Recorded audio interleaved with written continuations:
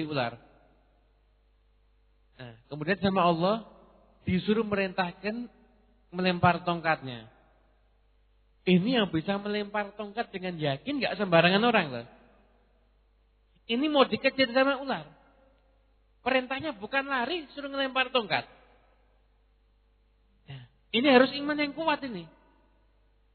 Kita ajak kalau dibilangi sekarang itu di zaman Habib Abdullah bin Alwi Al-Haddad, itu ada satu orang mengalami krisis. Tidak punya uang. Krismon mungkin waktu itu dia. Datang ke Habib Abdullah bin Alwi Al-Haddad. Datang ke sana, kemudian tanya, "Bib, saya tidak punya uang, rezekinya kok seret, gimana Bib?" Ya sudah, ambil bukumu, tuntut ilmu, nanti rezekinya akan lancar. Ini kita yang diomongi malah mumet dah. "Bib, ini tidak punya uang kok disuruh ngaji. Tidak punya uang ya, kasih ono fulus Bib. Kasih ono uang Bib." Tidak, perintah apa? Ambil bukumu, belajar ngaji ya. Itu kata Habib Abdullah bin Alwi Al-Haddad. Nah, itu orang mau menerima ucapan itu juga butuh iman yang kuat.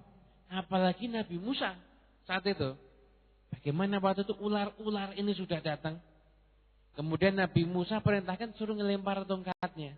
Yaitu resikonya mati. Tapi imannya kuat, tidak pakai mikir Nabi Musa. Langsung dilempar tongkatnya. Tongkatnya juga menjadi ular. Nah, berarti iman yang kuat itu bisa mendatangkan keajaiban. Bahkan bisa berbuat hal-hal yang tidak masuk akal. Wa'allamahu amran akhara. Dan kemudian mengajarkan pelajaran yang lain. Wa annar rajula alladhi yuhibbuhu ashabahu kulla hadil hubbi innama huwa nabiyyun muayyadun minas sama'. Pelajaran yang ketiga, bahwasanya seseorang yang dicintai oleh para sahabatnya dengan cinta yang seperti itu, sampai ketika daging bercucuran, daging berjatuhan, darah bercucuran, itu masih cinta para sahabatnya kepada orang tersebut, pasti dia itu seorang nabi muayyadun minas sama, yang dikuati, yang diperkuat dari langit. Berarti bukan manusia biasa. Inda dzalika, dalam keadaan seperti itu, setelah merenung, syarahallahu sadra Sa'id bin Amir ilal Islam. Allah membuka dada Sa'id untuk masuk Islam. Faqama fi mala'in minan nas, kemudian berdiri ini Sa'id di hadapan manusia, wa a'lana bara'atahu min athami Quraisy wa auzariha. Kemudian mengumumkan bahwasanya si Sa'id ini bara'atah apa? Berlepas diri daripada perbuatan dosa orang Quraisy dan berlepas diri dari tindakan orang Quraisy yang menyembah para berhala, yang menyembah berhala-berhala, yang menyembah macam-macam hal yang lain selain Allah Subhanahu wa taala. Orang Quraisy itu dulu enggak cuma menyembah berhala. Kadang-kadang mereka itu membuat roti-rotinya disembah. Jadi kalau pas lapar, Tuhan, karena saya dalam keadaan lapar, izinkan saya memakan tanganmu. Sampai akhirnya Tuhannya masuk perut semuanya.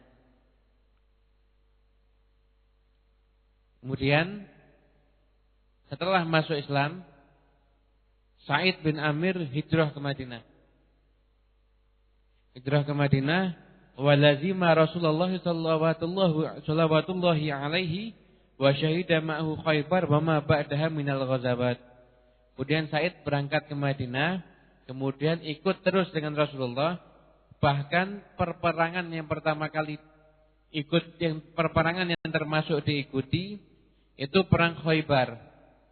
Perang Khaybar dan perang-perang yang lain Sa'id bin Amir itu juga ikut. Kemudian setelah Nabi Muhammad SAW itu meninggal, kalau ulama itu kalau mengibaratkan Nabi itu bukan meninggal, mata Rasulullah enggak ada yang berani. Tapi apa? Intaqalan nabiyul karimu sallallahu alaihi wasallam ila jiwari rabbih. Ila jiwari rabbih. Perpindahan Nabi menuju sisinya Tuhan. Enggak berani bilang Muhammad mati, Muhammad meninggal, itu enggak berani bilang. Yang berani bilang itu mungkin orang-orang yang lain mungkin ya. Yang ada di radio-radio itu biasanya. Cukup itu, kadang-kadang enggak cuma bilang gitu. Muhammad sudah meninggal. Ngomongnya kadang enggak pakai Nabi, cuma Muhammad ngomongnya. Kurang ajar. Enggak cuma itu, kadang-kadang bilang ditanya, gimana hukumnya orang tua yang yasinan? Biarkan aja. Bapak sama ibu Nabi juga di neraka. Ya Allah.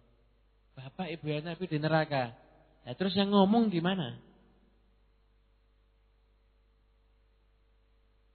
Jadi umat Nabi yang tidak cetol, ngomongnya ketahuan. Kemudian ketika Nabi itu berpindah ke sisi Tuhannya, intaqala ila jiwari rabbih, dia tidak bilang mati. Berpindah ke sisi Tuhannya, wa huwa radin anhu. Dan Nabi itu ridha kepada Sa'id bin Amir.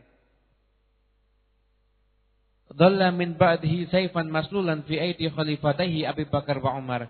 Kemudian Sa'id bin Amir ini ikut berjuang dengan khalifah setelahnya Sayyidina Abu Bakar dan juga Sayyidina Umar.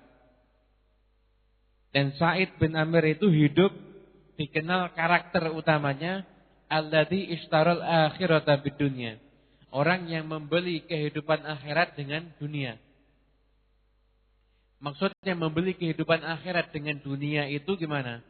Jadi yang ada di dalam otaknya, fokus utamanya itu kehidupan akhirat. Dia punya uang. Uang ini bisa dia gunakan untuk misalkan beli makanan yang agak enak. Tapi dia nggak mau. Uangnya tuh makannya yang pas-pasan, yang mepet. Sisa uangnya disedekahkan. Kenapa? Membeli kebahagiaan nanti di akhirat. Waktunya bisa dia gunakan untuk istirahat atau bersenang-senang. Tapi enggak dia gunakan untuk beristirahat ataupun bersenang-senang.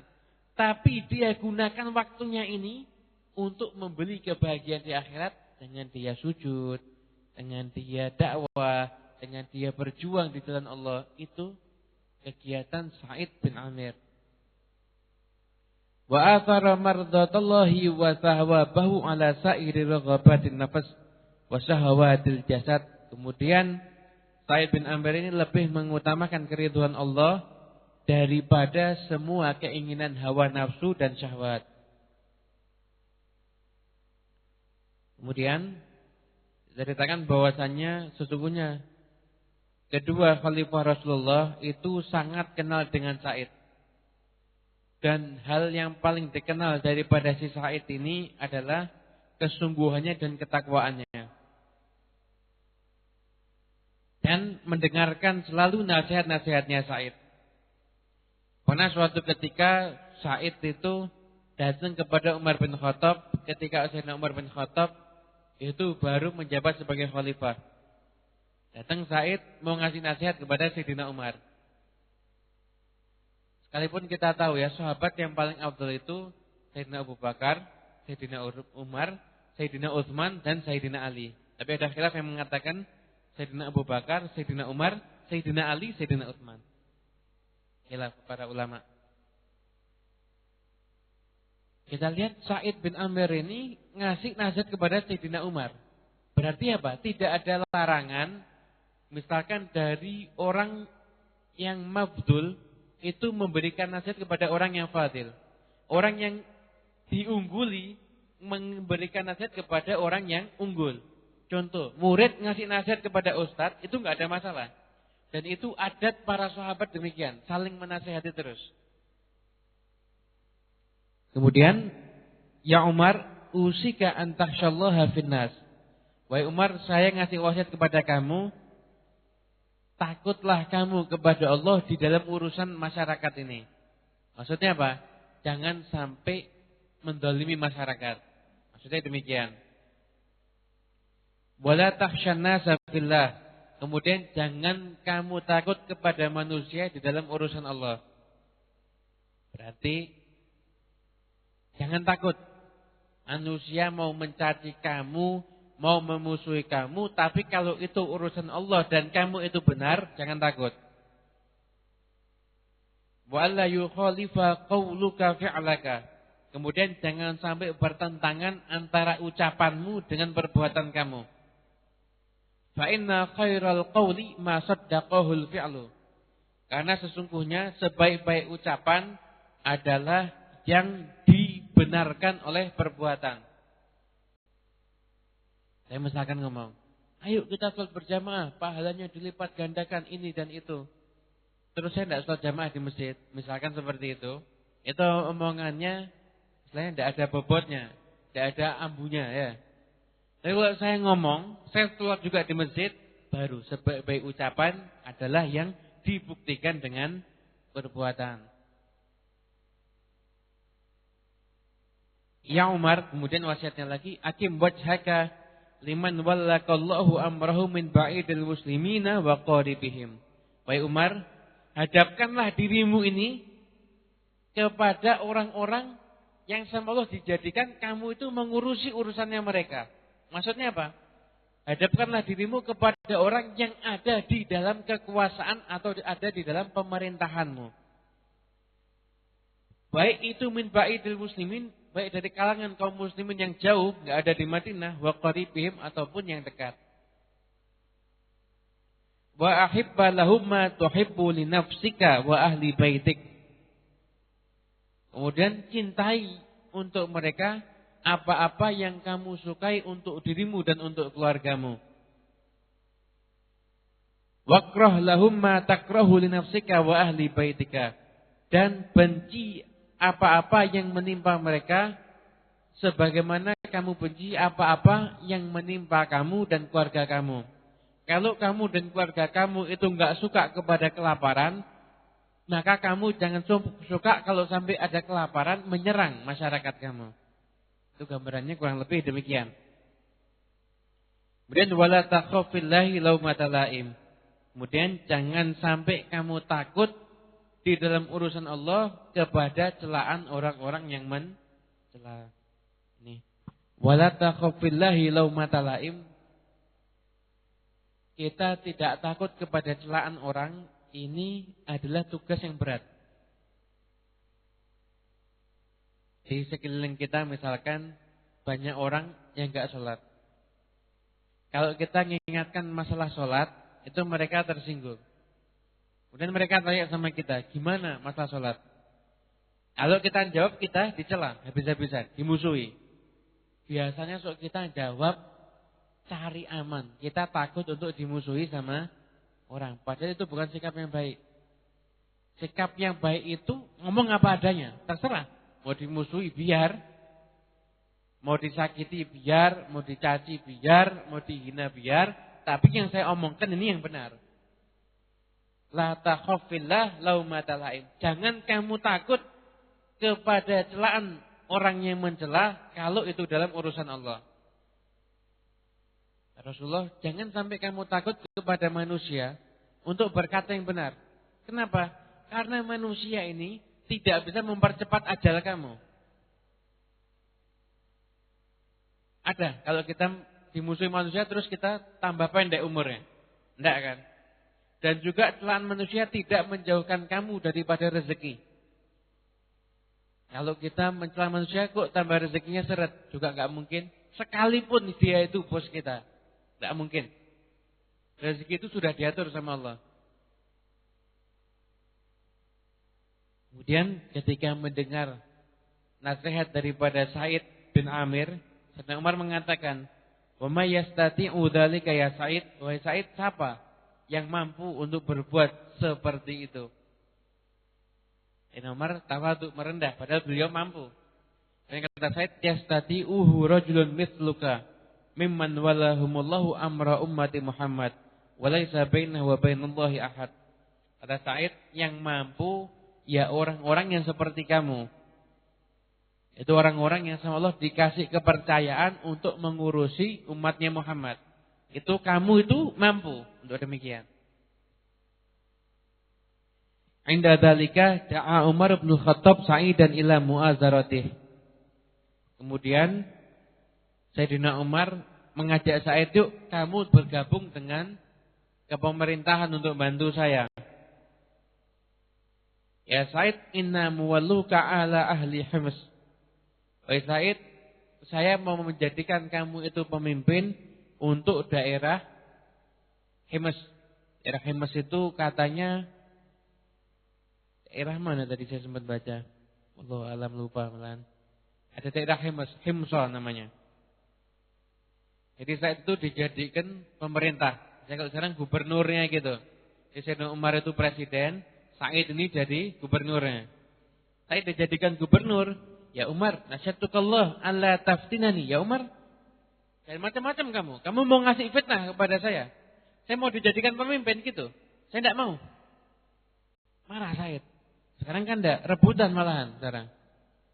Masang foto di pinggir jalan. Kapan pemilihan gubernur ini? Masih lama. Tahun 2013 atau 14. Fotonya di pinggir jalan sudah sebanyak-banyaknya. Nanti kalau tambah dekat, jalan ini kayak album foto nanti. Foto ini, foto ini, foto ini, foto ini. Dikira orang senang kalau lihat mukanya dia. Kemudian Sayyidina Umar bin Khattab ini marah.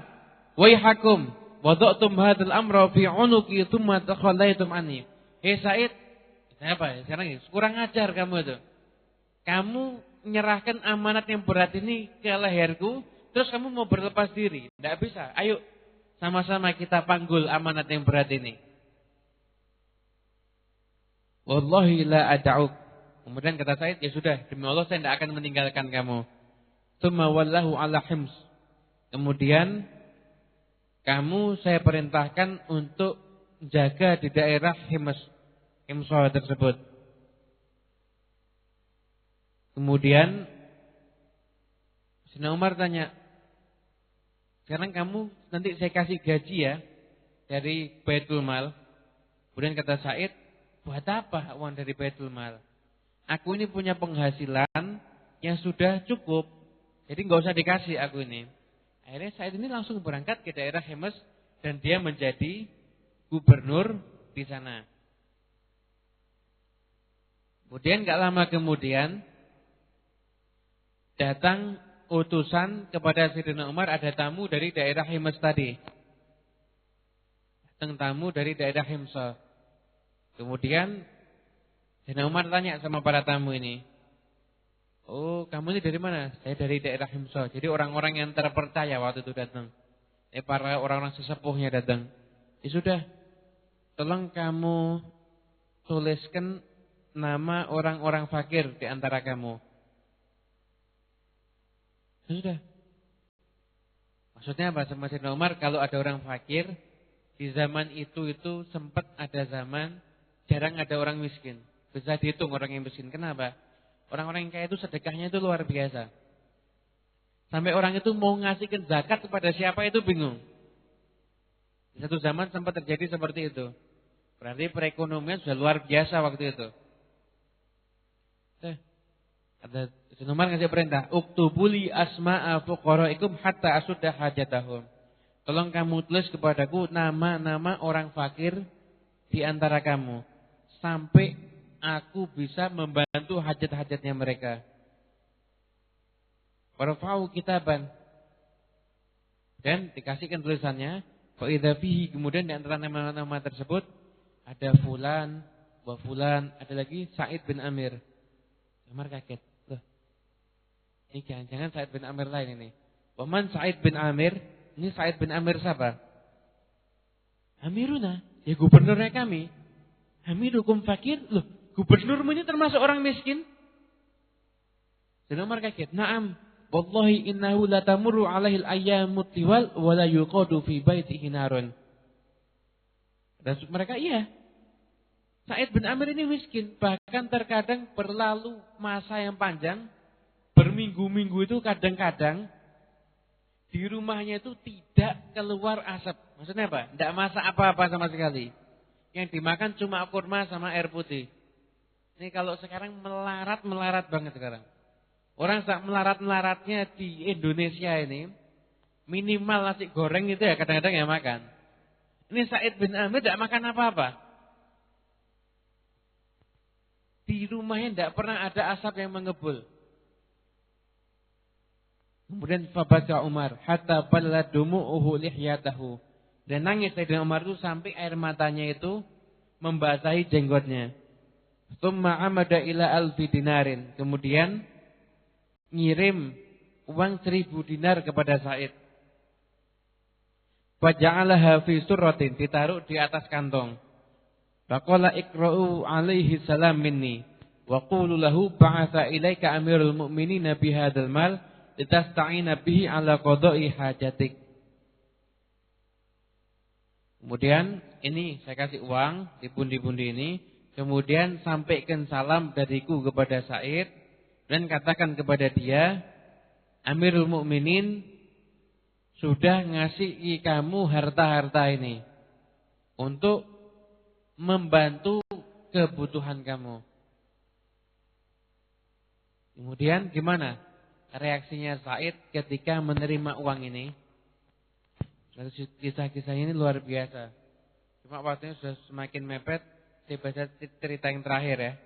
Yang terakhir, ketika waktu itu utusan ini datang bawa uang, kemudian dikasihkan sama Sa'id. Sa'id, ini Sayyidina Umar kirim salam, ini ada uang buat kamu, ini ada hadiah buat kamu untuk membantu hajat-hajat kamu. Ya, kata Sa'id, diterima. Ketika dilihat ternyata isinya uang, innalillahi wa inna ilaihi raji'un. Kita akan alhamdulillahirabbil alamin ya. Ini Sa'id, innalillahi wa inna ilaihi raji'un. Ka'annama nazalat bihi nazalatun aw halla bi sahatihi khatbun. Seakan-akan ada musibah. Istrinya dari dalam tanya, "Loh, wahai suamiku, kenapa? Amirul Mukminin sakit atau meninggal? Kok kamu teriak musibah?" Kata Sa'id, "Bal a'dhamu min dzalik." Tidak, lebih berat musibahnya daripada itu. Sakit istrinya. "A'usibal muslimuna fi waqatin?" Apakah orang kaum muslimin kena musibah? Ada perang? Bal a'dhamu min dzalik, lebih besar lagi daripada itu. Wa ma a'dhamu min dzalik, terus apa yang lebih besar daripada itu? Dakhalat alayya dunya litufsida akhirati wa halatil fitnatu fi baiti. Sungguhnya dunia sudah masuk untuk merusak akhiratku saat ini. Dan sudah terjadi fitnah saat ini di rumahku. Istrinya bingung. Ini perasaan ya melarat, kok ada dunia masuk dari mana ini? Yang mereka, Sa'id bin Amir ini betul-betul ekspresi yang tidak dibuat-buat, memang kaget ya, memang sedih. Kok bisa kemasukan dunia? Mungkin saat itu, dengan perumpamaan saat itu, dia itu ketika lihat, kan gak pernah senang sama uang kan, ketika lihat uang 1000 dinar, sempat tergerak untuk senang. 1000 dinar itu kalau dikurskan sekarang uangnya, di atas 1M mungkin. Ada yang berani nolak uang 1M? Nah, saya terus terang enggak, saya tetap tak terima. Nah, saya termasuk orang yang berkata alhamdulillahirabbil alamin itu tadi. Lepas itu sujud syukur sisan ya. Sujud syukur, makan-makan.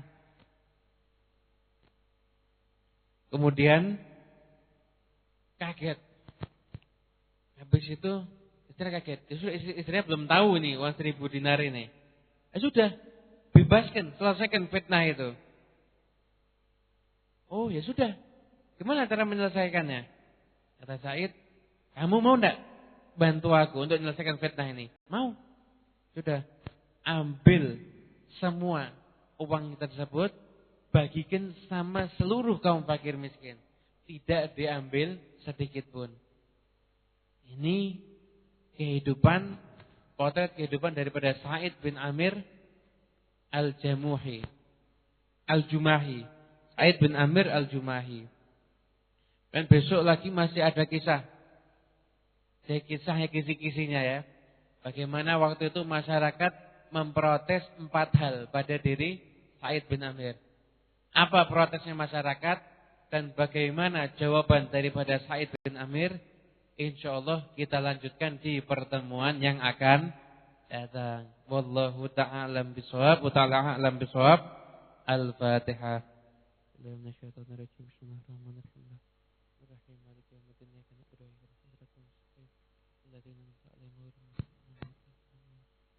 Baca wirid tauhid dulu atau langsung doa penutup majelis biasanya.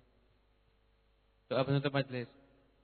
Allahumma salli wa sallim ala Sayyidina Muhammadin miftahi bab rahmatillah adada ma fi ilmillah salatan wa salaman daimaini bidawami mulkillah wa ala alihi wa sahbihi maj'al fi ta'atika farahi wa sururi wa fi mardatika jami'a umuri Allahumma ya alim bihalati ومطلع على سرائري ونياتي اقضي جميع حاجاتي اغفر ذنوبي وسيئاتي وتجاوز عن خطيئاتي وزلاتي وتقبل جميع حسناتي وسامحني فيما مضى وما يأتي واكتبني في ديوان ساداتي واسلك بي سبيل نجاتي في حياتي ومماتي اللهم إني طامع في عطاك